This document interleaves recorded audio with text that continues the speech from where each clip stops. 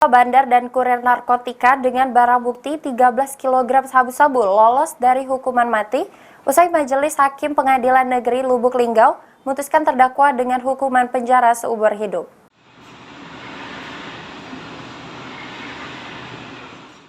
Sidang vonis terdakwa bandar dan kurir narkoba digelar di Pengadilan Negeri Kelas 1A Lubuk Linggau secara virtual yang diikuti satu terdakwa bandar narkoba dari dalam lapas Muara Beliti Musirawas.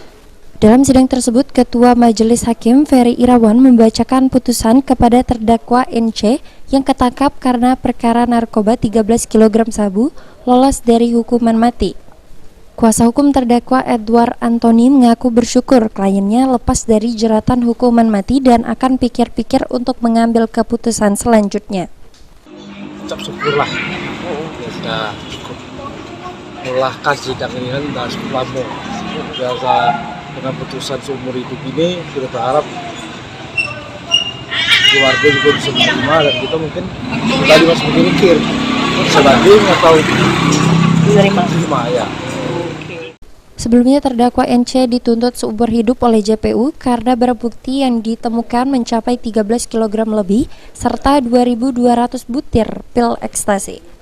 Tri Hajaria, PAL TV.